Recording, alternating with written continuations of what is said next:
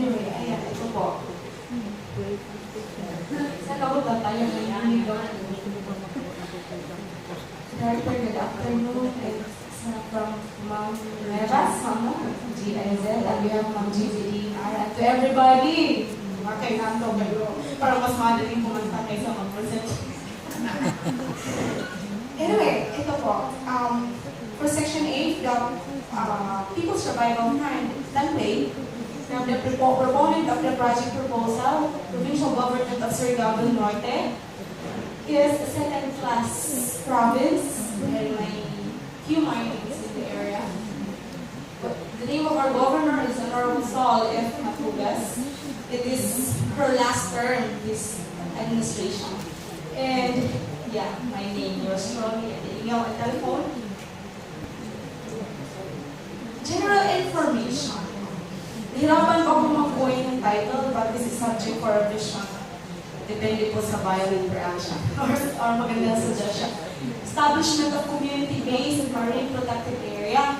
So it is highlighted here that we're going to establish community-based. Kasi dami-dami po marine protected area establishment nationwide or globally. But it is not sustainable because once wala na yung project, wala na rin nag-implement, nag-monitor, and so on. Wala nang nagbantay dagat at gumawa iba pa. But with the community, the existing people's organization in our area that has long been existing in Siargao Island, gagawin po silang partner and they will have their counterpart. And institutionalization of Marine Research Center and Coastal Resource Management Office in the province. Meron na po kaming building donated by Greenstone and other mining company, but it is not operating because yun, lack of fund and wala pang budget to mag-umpisa lang. We chose this focus area of the project. Hindi ko na basahin. And we choose local government unit of Socorro found in Bukas Grande Island in the municipality of Claver, Surigao del Norte as implementing partner, including DUFI or the Oro Farmers Association Incorporated that is composed of around 5,000 farmers and fishermen members. UPMSI, but the DNR, like everybody here, DNR and EMB13 and the central office, DOST, DFAR, Ecofisheries AID, which is already the area, and other interested parties. So ito po, the People's Organization committed to their manpower, Bantay Dagat, so they promised to function the Bantay Dagat parole for until sa walang hanggan, walang limit, basta ma-establish lang daw yung marine protected area in the island. In other, they have their office space, boat van, and others. Technical assistance from Marine Science Institute and the Caraga State University, and approximate budget for this proposal is 16 million. 60 million. As a background, this map shows Surigao del Norte province with Siargao Island in Bukas Grande Island and the mainland. Surigao del Norte is part of Caraga Region 13. Across the mainland, there is existing Hinatuan Passage Development Alliance or HIPADA across the coastal areas from here down there. 9 coastal municipalities. And there are already marine protected areas established per municipality but is not sustained. Dahil yun nga, my counterpart kada municipality 50,000 per year, but is really not enough to sustain, to maintain the needs of the successful implementation of marine protected area. For Bukas Grande Island and Siargao Island, there are so many projects already to selected municipalities like the Ecotown, Ecotourism Destination, at iba pa marami. But the province as a whole has no really sustainable implementation of the coastal resource management as a whole, parang kaiba-iba. Si GIZ pumunta sa Del Carmen at sa San Isidro dito na banda at sa General Luna. And Piazza for upland development, ecotourism development for Bocas Grande Island. But there is no such, like the provincial government is very willing now to implement the integrated approach for this entire system because everything here is connected to everything else. So we cannot separate the waters from this island to there and to mainland and so on to the entire Philippine system. So in total, there are 20 municipalities and one city of the province with around 500,000 total population, approximately with the data with the NSO report in year 2013. So hindi pa po siya update.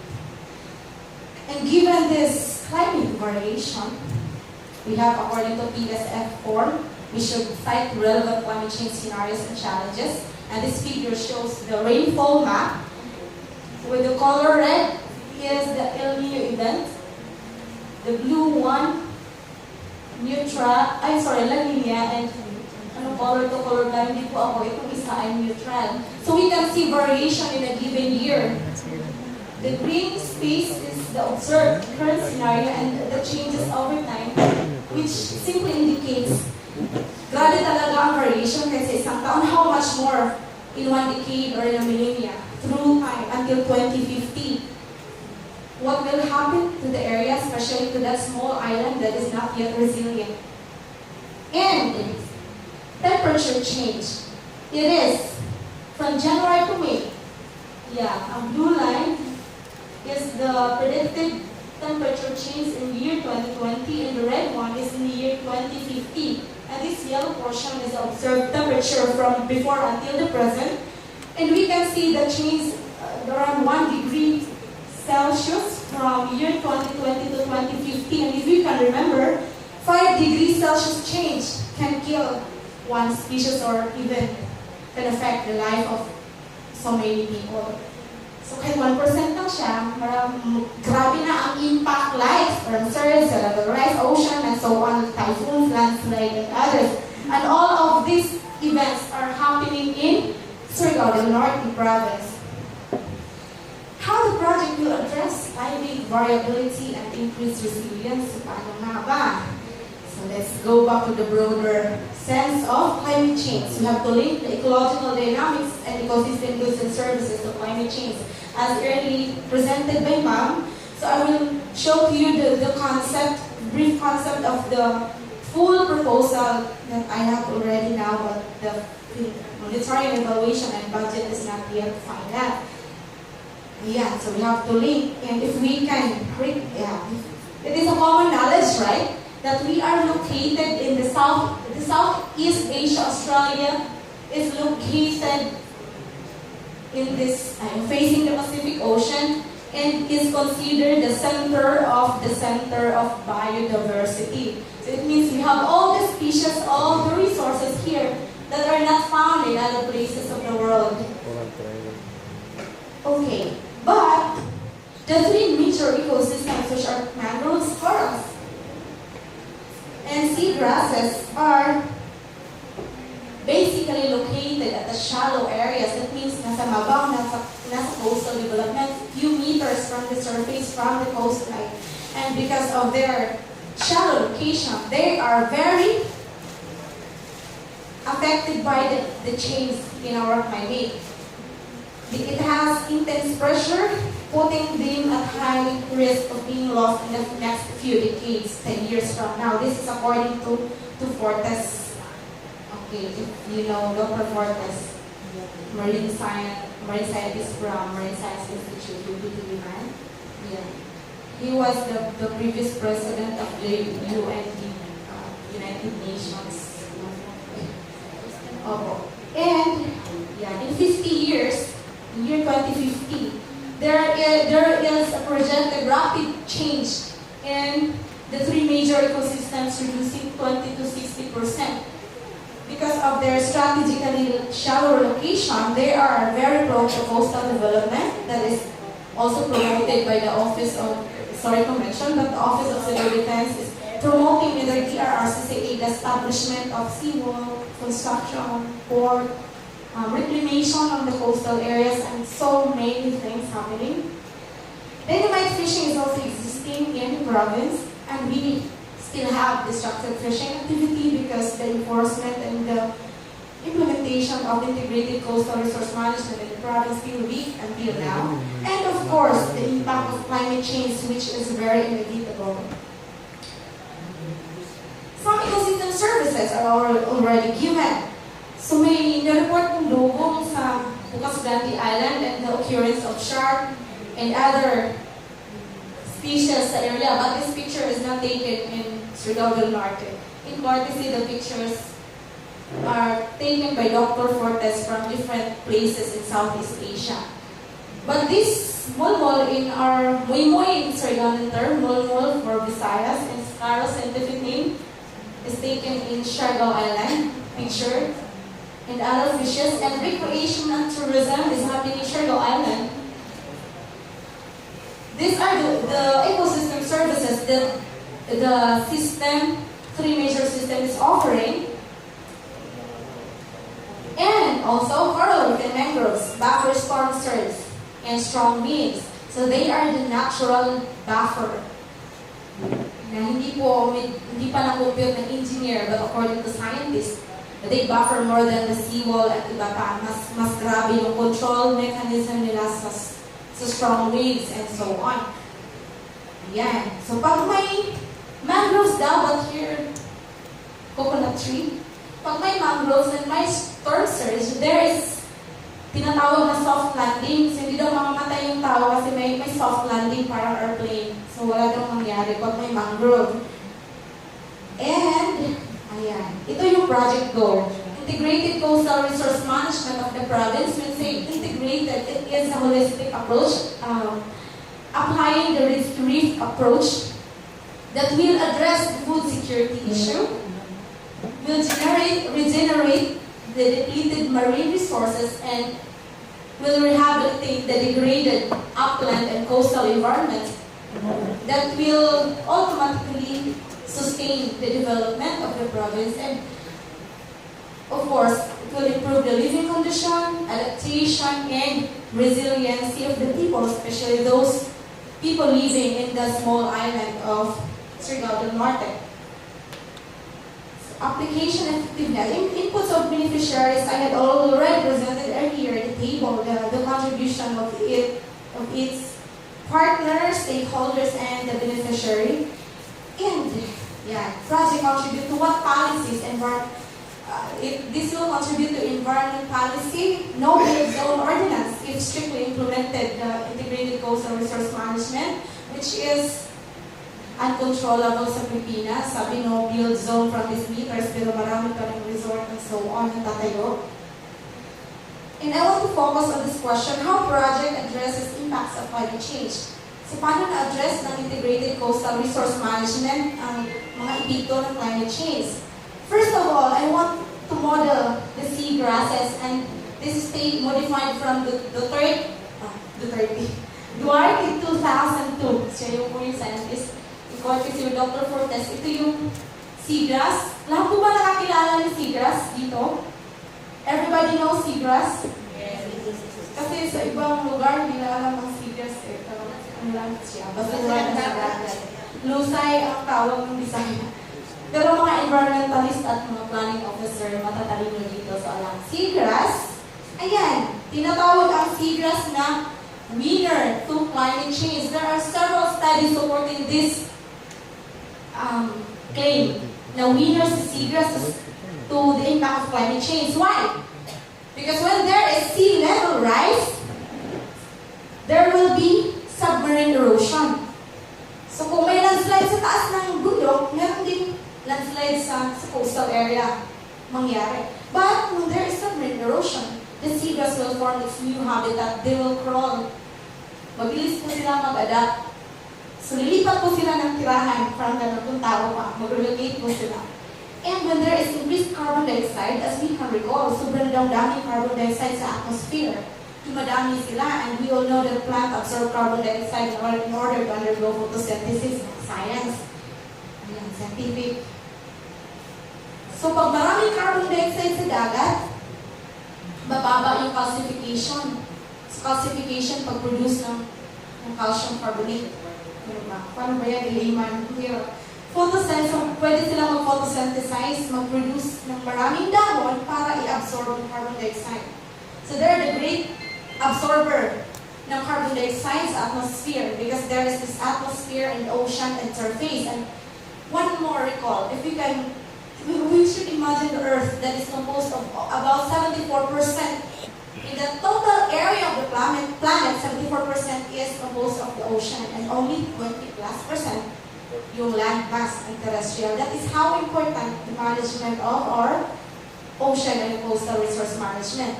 And another thing, when there is seawater warming, there is increased respiration. And yan, as similar to forming new habitat, they produce or they expand their habitats.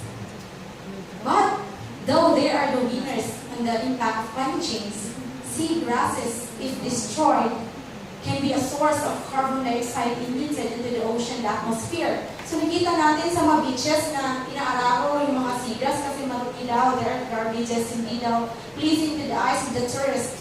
So they dredged, and pag nabulog sila, na-degrade, nalata, the carbon dioxide will be emitted into the atmosphere or sink into the ocean, but hindi sila nag-sink kasi pati yung dagat na-disturb ng wave movement at iba pa, so nag-evaporate siya.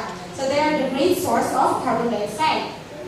And coastal and marine biodiversity are reduced. So wala ng fishes, mga shells, and shrimp, iba pa ang mga pagkain na kinakain natin every day.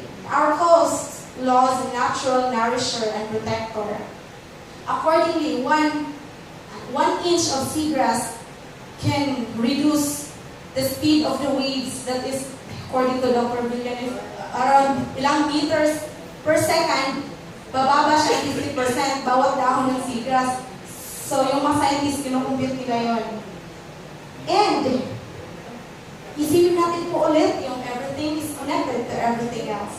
So, there is interhabitat connectivity. Hindi po pwede si seagrass na i-manage natin eh. We should use the reeds to reef approach. We have the forest, mangroves in between the seagrass and coral reef. So may mga projects before daw that mangroves are planted over seagrass, but both of them have the same or equal importance, ecological importance. And why they are interconnected? Because of nutrients or chemicals. Yeah, pag kumakain tayo ng isda, ang dami natin nakain nutrients. Physical events. Pag nag-landslide si forest, may mga nangyaring siltation, yung silt ay sinasangga ni seagrass. Animal migration, later I will present the slide for that, and human impact. That is the role of the social part. Ayan. So we can see, anong tawag dito po sa Jinsan? Itong isda na to, anong tawag sa Jinsan? Po? Danggit. Danggit. Danggit tayo ang tawag. Sapsap daw po sa abusan. Hindi yan. Iba yung sapsap. Iba. Walang dapat sa amin, ma'am. Okay, so this is danggit. Danggit. Mahal po eh. May danggit po ba dito sa Jensen? Wala lang. Ito na pala niya. So si danggit cannot live without mangroves, seagrass, and coral reef. Without these three major ecosystems, walang danggit sa area. If walang danggit sa area, meaning wala itong three major ecosystems. Kung seagrass lang, hindi siya pwede mabuhay. Why?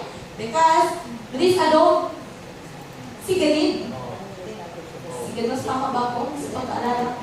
This adult danggit lay eggs on the coral reef. Doon siya umiitlog sa corals. At itong mga eggs and larvae will migrate to mangrove forest that serves as their nursery. Kasi maliliit sila, they need to be protected away from strong winds.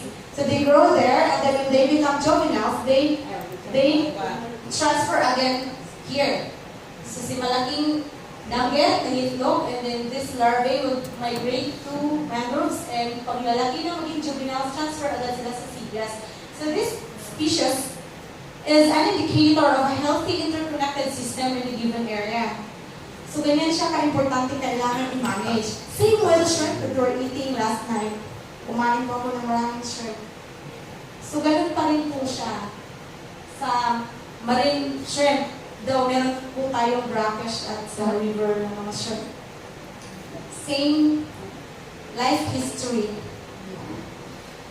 And because of proper management, we can assure the food security of the people. The marginalized fishermen can now get their food under the sea, which is nutrient sufficient for them. And that is why ecological and social system integration is very important in the management of our coastal resources. Hindi kasi pwede na tayo lang tayo ng century basta-basta anywhere, everywhere, anytime, budget for a given year, and then after all, open ang sanctuary, open for destruction at marami pang issues. Okay, so how can this contribute to climate change? In fact, nakita na po natin si seagrass and mangrove connection.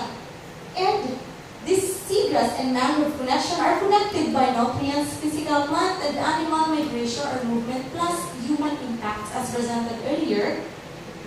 And all of these can be used for climate change adaptation to give feedback control against the negative impacts of global warming. How? Paano nga ba? So makakakain na kasi yung mga tao after bagyo, pwede silang kukuha agad ng pagkain kung meron man, according to our grandparents. Papunta sa langit daw yung fishing gear, pagbaba, puno na agad.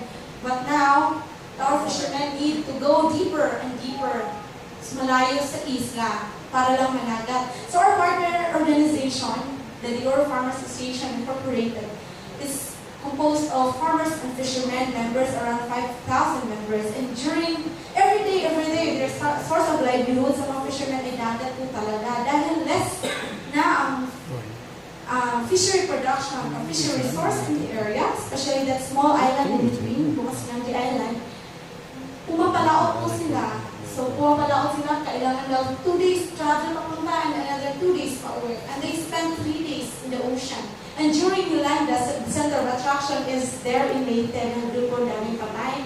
But in Surigao, there are around 18 fishermen missing. So yung fishermen na missing, they left their pregnant wives, their small children in their house, na until now are still hoping na babalik daw yung mga asawa nila. And dahil sa wala silang choice, pumunta sila sa laot para mangisda, ayun, naputan sila ng bagyo. Kahit pa, palakasan ka ng bangka nila pa uwi, hindi na yan, dyan na si Yolanda. Though hindi nag-landfall sa Surigao, dun sa dagat. Ayan, yun. So, yun. Now we start. So, ganun din po, may manares sa bundok, mas lalo na sa coastal area. We have to check the data in the Philippines, diba? Lahat ng mga Filipinos mostly nagsettle sa coastal areas kasi nandun lahat. Unique po rin, yung nasa bundok, talagang chance din po nila yun. Hindi sila sa bundok sa nila. Kasi bundok yung movie ka rin naman sa bundok. Anyway, ayan. So, feedback control. Ano nga bang ibig sabihin ng feedback control? Kaya ko lang see the diagram. Anyway, we have already the proposal and I'm trying hard to follow visualize kasi hirap basahin yung buong paragraph sa slide. This PowerPoint is courtesy later ng ISSE framework model. Model na po siya agreed with the international panel of blah blah mga scientists. And this is already proven and is practiced in, time na. So, paano nga ba ang feedback control? Ibig sabihin po ng feedback control is mainly a set of human actions. So, human actions emanating from a deep understanding. So, without deep understanding, there is no feedback control of the integration of social ecological systems. So, we have the structure. May iba't ibang klaseng mga dahon, mga puno, seagrass, coral, mangrove forest. We have the species composition, biomass distribution, and so on. Okay, at production, food, lahat, mga uses, biodiversity, medicine, protection, etc., tourism. Ang stakeholders naman ng community, NGO, PO, indigenous people, local government, academic, and industry, all of this will work together to realize ecological and social system integration. Okay, time na. Lapit na po. One slide more. Two ba? Awareness, understanding, adoption, and action will take place, and conservation and adaptive management action should be done. In the implementation strategy as multi-stakeholders approach, we have integrated coastal resource management, implemented by the provincial governments for Golden Norte with partner LGUs, and this will not succeed without this major baseline research with our partner academy. We should have ecological biodiversity and oceanography researches for us to compare this year until 2015 and what should be the proper management, kasi hindi pwedeng nagtanim ka ng mangroves kahit saan, sayang yung daming millions ng pera ng gobyerno, namatay lang yung mga mangroves, nilusok, picture taking. Ayun yung reality at ang daming nagutom. Mga nagayag, umayag ang tapos na mga statement mo. Anyway, and another major ano dito sa project na to ay yung establishment ng Seacumber Hatchery. Hopefully, the hatchery in Bulinaw, Pangasinan,